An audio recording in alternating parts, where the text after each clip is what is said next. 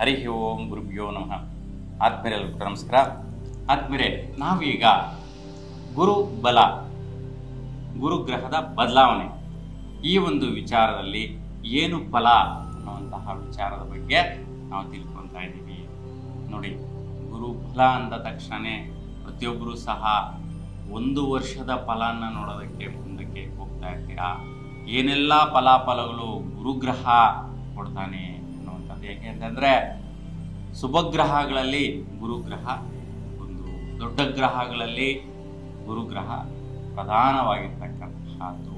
ಹಾಗಾಗಿ ಗುರುವಿನ ಫಲ ಭೂಮಿಗೆ ಬಹಳಷ್ಟು ಒಳಿತಾಗುವಂತಹದನ್ನು ಕೊಡ್ತಾ ಇರುತ್ತೆ.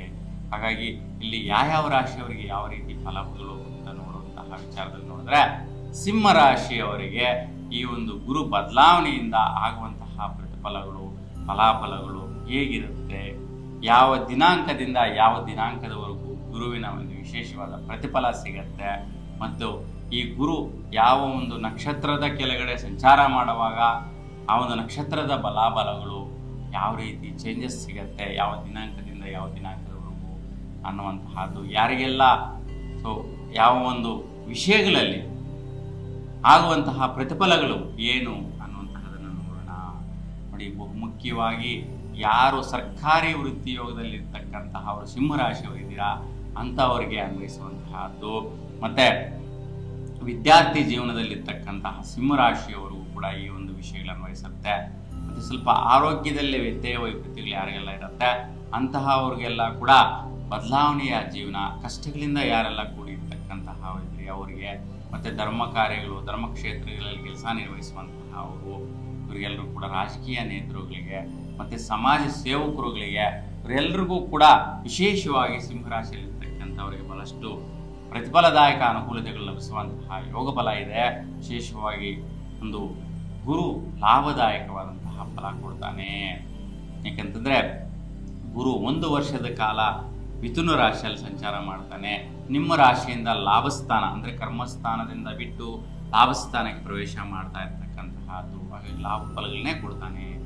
ಯಾವ ದಿನಾಂಕದಿಂದ ಅಂತ ನೋಡಿದ್ರೆ, ನೋಡಿ, 2025 ಮೇ 14ನೇ ತಾರೀಕಿನಿಂದ 2026 ಜೂನ್ 1ನೇ ತಾರೀಕುವರೆಗೂ ಕೂಡ ಇಷ್ಟೂ ಕಾಲ ಗುರುಗ್ರಹ ಮಿಥುನ ರಾಶಿಯಲ್ಲಿ ಸಂಚಾರ ಮಾಡುವಂತಹದ್ದಿರುತ್ತೆ. ಈ ಒಂದು ಸಮಯದಲ್ಲಿ ಗುರುಗ್ರಹ ಯಾವ ನಕ್ಷತ್ರದಲ್ಲಿ ಏನೇನು ಫಲಗಳು ನಿಮ್ಮ ರಾಶಿಯವರು ಕೊಡುತ್ತೆ ಅನ್ನೋದನ್ನು ನೋಡೋಣ. ನೋಡಿ, ಮೇ 14ನೇ ತಾರೀಕಿಗೆ ಮೃಗಶಿರ ನಕ್ಷತ್ರ 3ನೇ ಪಾದಕ್ಕೆ ಈ ಒಂದು ಗುರುಗ್ರಹ ಮಿಥುನ ರಾಶಿಯಲ್ಲಿ ಪ್ರವೇಶ ಮಾಡ್ತಾನೆ. ಹಾಗಾಗಿ ಮಿಥುನ ರಾಶಿಯಲ್ಲಿ ಪ್ರವೇಶ ಮಾಡೋದ್ರಿಂದ ವಿಶೇಷವಾಗಿ ಮೃಗಶಿರ ನಕ್ಷತ್ರ ಕುಜನ ನಕ್ಷತ್ರ ಆಗಿರೋದ್ರಿಂದ ವಿಶೇಷವಾಗಿ ನಿಮಗೆ ಒಂದು ವಿದ್ಯಾರ್ಥಿ ಜೀವನಗಳಿಗೆ ವಿಶೇಷವಾದಂತಹ ಲಾಭದಾಯಕ ಫಲಗಳು, ಹಠ ಸಾಧನೆಯ ಪ್ರತಿಫಲಗಳು ಲಭಿಸುತ್ತೆ. ಮತ್ತು ಯಾರಿಗೆಲ್ಲ ಈ ಒಂದು ಪುಣ್ಯಸ್ಥಾನದ ಯೋಗ ಫಲಗಳನ್ನು ಪಡೆಯುವಂತಹ ಇದು ಇದೆ ಅಂತಂದರೆ, ಹಿಂದಿನ ಜನ್ಮದಲ್ಲಿ ಮಾಡಿರ್ತಕ್ಕಂತಹ ಪುಣ್ಯ ಫಲಗಳೆಲ್ಲವೂ ಕೂಡ ಈಗ ಹಠ ಸಾಧನೆಯಿಂದ ಲಾಭ ಪ್ರತಿಫಲಗಳೆಲ್ಲವೂ ಕೂಡ ಗಳಿಸುವಂತಹದ್ದು, ಮನೆ ಕಡೆ ಸೆಟ್ಲ್ಮೆಂಟ್ಸ್ ಆಗುವಂತಹದ್ದು, ಮತ್ತು ನಿಮ್ಮ ವೃತ್ತಿ ಜೀವನದಲ್ಲಿ ಬದಲಾವಣೆಗಳು ಬರುವಂತಹದ್ದು, ಭಾಗ್ಯ ಪ್ರತಿಫಲಗಳನ್ನ ಹಠ ಸಾಧನೆಯನ್ನು ಪಡೆಯುವಂತಹದ್ದು, ಮತ್ತು ಆರೋಗ್ಯ ಸ್ಥಿರತೆ ಕಾಪಾಡಿಕೊಳ್ಳುವಂತಹದ್ದು, ಇವೆಲ್ಲವೂ ಕೂಡ ಒಳಿತಾಗುವಂತಹದ್ದು ಪ್ರಾರಂಭ ಆಗುತ್ತೆ. ಹಾಗೆ ಈ ಒಂದು ಸ್ಥಿತಿಯಲ್ಲಿ ಪ್ರತಿಫಲಗಳನ್ನ ನೀವು ಪಡೆಯುವಂತಹದ್ದು, ಇನ್ಕಮ್ ಸೋರ್ಸ್ಗಳು, ಆದಾಯಗಳು, ಭೂಮಿ ಆದಾಯಗಳು, ಬಿಸ್ನೆಸ್ ಆದಾಯಗಳು, ವ್ಯಾಪಾರ ವ್ಯವಹಾರ ಆದಾಯಗಳು, ಫಸಲುಗಳಿಂದ ಬರುವಂತಹ ಆದಾಯಗಳು, ಇವೆಲ್ಲವೂ ಕೂಡ ಸೆಟಲ್ಮೆಂಟ್ಸ್ ಆಗಿ ಬರುವಂತಹ ಆದಾಯಗಳು, ಇವೆಲ್ಲವೂ ಕೂಡ ಲಾಭದಾಯಕವಾಗಿ ಪಡೆಯುವಂತಹ ಫಲ ಪ್ರಾರಂಭ ಆಗುತ್ತೆ. ಇನ್ನು ಈ ಒಂದು ಗುರುಗ್ರಹವು ಆರಿದ್ರ ನಕ್ಷತ್ರಕ್ಕೆ ಪ್ರವೇಶ ಮಾಡ್ತಾನೆ ಜೂನ್ 14ನೇ ತಾರೀಕಿಗೆ. ನೋಡಿ, 2025 ಜೂನ್ 14ರಿಂದ ಆಗಸ್ಟ್ 12ನೇ ತಾರೀಕುವರೆಗೂ ಆರಿದ್ರ ನಕ್ಷತ್ರದಲ್ಲಿ 4 ಪಾದಗಳಲ್ಲಿ ಗುರುಗ್ರಹ ಸಂಚಾರ ಮಾಡೋದ್ರಿಂದ, ಆರಿದ್ರ ನಕ್ಷತ್ರ ರಾಹು ನಕ್ಷತ್ರ ಆಗಿರೋದ್ರಿಂದ ರಾಹು ನಕ್ಷತ್ರದಲ್ಲಿ ಗುರು ಸಂಚಾರ, ಒಂದು ಗುರು ಚಾಂಡಾಲ ಯೋಗ ಉಂಟಾಗುವಂಥ ಸ್ಥಿತಿ. ಅಂದರೆ ಏನೆಲ್ಲ ನಾನು ಹೇಳ್ತಾ ಇದ್ದೆ, ಆದಾಯಗಳ ಪ್ರತಿಫಲಗಳು ಇವೆಲ್ಲ ಸ್ವಲ್ಪ ವಿದ್ಯಾರ್ಥಿಗಳಿಗೂ ವೈಪರೀತ್ಯಗಳು ಎಲ್ಲ ಅಬ್ರಾಡ್ಗೆ ಹೋಗ್ಬೇಕು ಅಂತ ಕ್ಯಾನ್ಸಲ್ ಆಗಿಬಿಡುತ್ತೆ. ಹೈಯರ್ ಎಜುಕೇಷನ್ ಮಾಡಬೇಕು ಅಂತ ಆಗ್ತಾ ಇರಲ್ಲ, ಡಿಸ್ಟರ್ಬ್ ಆಗಿಬಿಡುತ್ತೆ. ಮತ್ತು ಆರೋಗ್ಯದಲ್ಲಿ ವೈಪರೀತ್ಯಗಳು, ತಲೆನೋವು, ತಲೆಭಾರ, ಥ್ರೋಟ್ ರಿಲೇಟೆಡ್ ಸಮಸ್ಯೆಗಳು, ಶ್ವಾಸ ಬಾಧೆ ಸಂಬಂಧಿತ ಸಮಸ್ಯೆಗಳು, ಈ ರೀತಿ ಆಗುವಂಥದ್ದು, ಅಸಿಡಿಟಿ ಜಾಸ್ತಿ ಆಗುವಂತಹ ಬರುವಂತಹದ್ದು, ಮತ್ತೆ ಶೀತಬಾಧೆಗೆ ಸಂಬಂಧಿಸಿದಂಥ ಸಮಸ್ಯೆಗಳು ಬರುವಂತಹದ್ದಾಗುತ್ತೆ. ಮತ್ತೆ ವಿಶೇಷವಾಗಿ ದಂಪತಿಗಳಿಗೆ ಈ ಒಂದು ಸಮಯದಲ್ಲಿ, ಈ ಒಂದು ದಿನಾಂಕಗಳಲ್ಲಿ ಬಹಳಷ್ಟು ಅಡ್ಡವಿಡ್ಡೂರಿಗಳು, ಅಡಚಣೆಗಳು, ವ್ಯತ್ಯಯಗಳು, ವೈಪರೀತ್ಯಗಳು ನಿಮ್ಮ ಕುಟುಂಬಗಳಲ್ಲಿ ಪ್ರಾರಂಭ ಆಗುತ್ತೆ. ಅಂದರೆ ಯಾರೋ ಹಿರಿಯರಿಗೆ ಹುಷಾರಿಲ್ಲ, ಅವರು ತೊಂದರೆ ಆಯಿತು, ಅವರು ಪ್ರಾಬ್ಲಮ್ ಆಯಿತು, ಈ ರೀತಿ ವೈಪರೀತ್ಯಗಳು ಸಹ ಸಿಂಹರಾಶಿಗೆ ಬರುವಂತಹದ್ದಿರುತ್ತೆ. ಯಾಕಂತಂದರೆ ಆರಿದ್ಧ ನಕ್ಷತ್ರ, ರಾಹು ನಕ್ಷತ್ರದಲ್ಲಿ ಗುರು ಸಂಚಾರ ಆದಾಗ ಚಾಂಡಾಲ ಯೋಗ ಪ್ರಯೋಗ ಆಗುವಂತಹದ್ದು. ಇದಕ್ಕೆ ವಿದ್ಯಾರ್ಥಿಗಳು ಸಹ ಕೇರ್ಫುಲ್ ಆಗಿರಬೇಕು. ಜೂನ್ 14ರಿಂದ ಆಗಸ್ಟ್ 12ನೇ ತಾರೀಕು ಈ ಸಮಯದಲ್ಲಿ ಮಾತ್ರ ವ್ಯತ್ಯಯಗಳು ಕಾಣಿಸುವಂತಹದ್ದು. ಮತ್ತು ಆರೋಗ್ಯ ಪರಿಸ್ಥಿತಿಗಳು ವೈಪರೀತ್ಯ ಆಗುವಂತಹದ್ದು. ಎಲ್ಲಾದರೂ ಬೈಕ್ ರೈಡ್ ಮಾಡ್ತಾ ಇರ್ತಾರೆ, ಓಡಾಡ್ತಾರೆ, ಅಂಥ ಟೈಮಲ್ಲಿ ಬಿದ್ದು ತೆಗೆಸ್ಕೊಂಡು ತಲೆಗೆ ಪೆಟ್ಟಾಗುವಂಥದ್ದು, ಅಡಚಣೆಗಳಾಗುವಂಥ ಸಾಧ್ಯತೆಗಳಿರುತ್ತೆ. ಸೊ ಮತ್ತು ದಂಪತಿಗಳಿಗೆ ವಿಶೇಷವಾಗಿ ವೈಪರೀತ್ಯಗಳಾಗುವಂಥದ್ದು, ಈ ಒಂದು ವಿಚಾರಗಳಲ್ಲಿ ಸ್ವಲ್ಪ ಗಮನ ಇಡುವಂತಹದ್ದು. ಈ ಸಮಯದಲ್ಲಿ ನೀವು ಮತ್ತೆ ಗುರು ಮತ್ತು ರಾಹು ಸಂಧಿ ಶಾಂತಿ ಪರಿಹಾರಗಳನ್ನು ಮಾಡಿಕೊಳ್ಳೋದು, ದತ್ತಾತ್ರೇಯ ಸ್ವಾಮಿಯ ದರ್ಶನ ಮಾಡೋದ್ರಿಂದ, ಶಕ್ತಿ ಮಾತಾ ದರ್ಶನ ಮಾಡೋದ್ರಿಂದ ಈ ಒಂದು ತೊಂದರೆ ಮತ್ತು ವೈಪರೀತ್ಯಗಳಿಂದ ಹೊರಗಡೆ ಬರುವಂಥ ಸಾಧ್ಯತೆ ಇರುತ್ತೆ. ಈ ಒಂದು ಗುರು ಆರಿದ್ಧ ನಕ್ಷತ್ರ ಬಿಟ್ಟು ಪುನರ್ವಸು ನಕ್ಷತ್ರದಲ್ಲಿ ಪ್ರವೇಶ ಮಾಡ್ತಾನೆ. ಪುನರ್ವಸು ನಕ್ಷತ್ರದಲ್ಲಿ ಒಳ್ಳೆ ರೀತಿ ಪ್ರತಿಫಲ ಕೊಡೋಕ್ಕೆ ಸ್ಟಾರ್ಟ್ ಆಗುತ್ತೆ. ಯಾಕೆಂತಂದರೆ ಈ ಒಂದು ಪುನರ್ವಸು ನಕ್ಷತ್ರ ಗುರು ನಕ್ಷತ್ರನೇ ಆಗಿರೋದ್ರಿಂದ ತುಂಬಾ ಲಾಭದಾಯಕವಾದಂಥ ಫಲಗಳು, ವಿಶೇಷವಾಗಿ ಆರೋಗ್ಯ ಭಾಗ್ಯದ ಲಾಭದಾಯಕ ಪ್ರತಿಫಲಗಳು ಸಿಗುವಂತಹದ್ದು.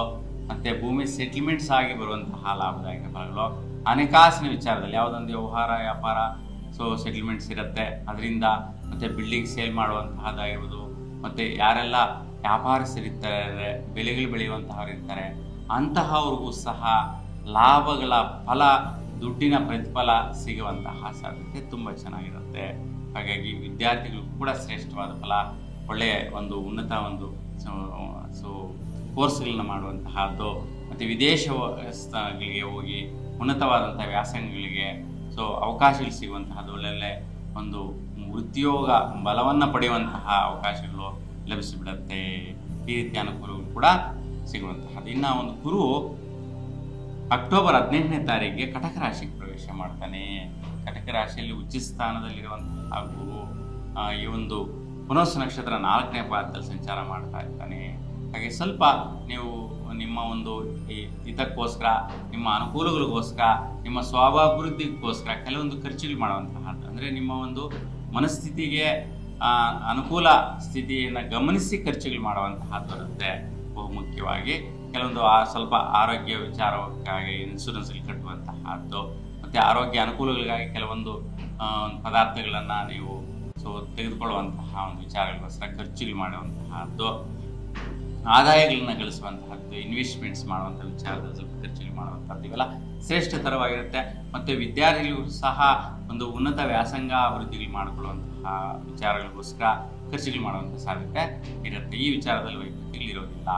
ಈ ಒಂದು ಕಟಕ ರಾಶಿಯಲ್ಲಿ ಪುನರ್ವಸು ನಕ್ಷತ್ರದಲ್ಲಿ ಸಂಚಾರ ಮಾಡುವಂತಹ ಗುರುಗ್ರಹವು ಡಿಸೆಂಬರ್ 5ನೇ ತಾರೀಕಿಗೆ ಮತ್ತು ವಕ್ರಸ್ಥಿತಿಯಲ್ಲಿ, ಅಂದರೆ ಹಿಮ್ಮುಖದಲ್ಲಿ ಒಂದು ಪುನರ್ವಸು ನಕ್ಷತ್ರ 3ನೇ ಪಾದ ಪ್ರವೇಶ ಮಾಡ್ತಾನೆ ಮಿಥುನ ರಾಶಿಗೆ. ಈ ದಿನಾಂಕದಿಂದ 2026 ಜೂನ್ 1ನೇ ತಾರೀಕುವರೆಗೂ ಕೂಡ ಈ ಒಂದು ಪುನರ್ವಸು ನಕ್ಷತ್ರ ದಲ್ಲಿ ಸಂಚಾರ ಮಾಡ್ತಾ ಇದ್ದು ಈ ಒಂದು ಮಿಥುನ ರಾಶಿಯಲ್ಲೇ ಇರ್ತಾನೆ. ಹಾಗಾಗಿ ಮತ್ತೆ ಈ ಒಂದು ದಿನಾಂಕಗಳಲ್ಲಿ ಸಹ ಯಥಾಸ್ಥಿತಿ ಲಾಭಗಳನ್ನು ಗಳಿಸಿಕೊಳ್ಳುವಂತಹ ಪ್ರತಿಫಲದಾಯಕ ಅನುಕೂಲಗಳು ನಿಮ್ಮದಾಗಿರುತ್ತೆ. ಒಟ್ಟಾರೆಯಾಗಿ ಸಿಂಹರಾಶಿಯವರಿಗೆ ಫಲಾಫಲಗಳು ಒಂದು 70% ತುಂಬ ಉತ್ತಮವಾಗಿದೆ. ಒಂದು 30% ಭಾಗ ಮಾತ್ರ ವೈಪರೀತ್ಯಗಳು ಕಾಣಿಸ್ಕೊಳ್ಳುವಂತಹದ್ದು ಆರೋಗ್ಯ ವಿಚಾರವಾಗಿ ರಾಹು ನಕ್ಷತ್ರದಲ್ಲಿ ಹೋದಾಗ ಸಂದರ್ಭದಲ್ಲಿ ಮಾತ್ರ ಇರುತ್ತೆ. ಆ ಸಮಯದಲ್ಲಿ ಗಮನಿಸಿ ಪರಿಹಾರ ಮಾಡ್ಕೊಳ್ಳಿ ಅಂತ ಹೇಳ್ತಾರೆ. ನಿಮಗೆಲ್ಲರೂ ಕೂಡ ಶುಭವಾಗಲಿ. ನಮಸ್ಕಾರ.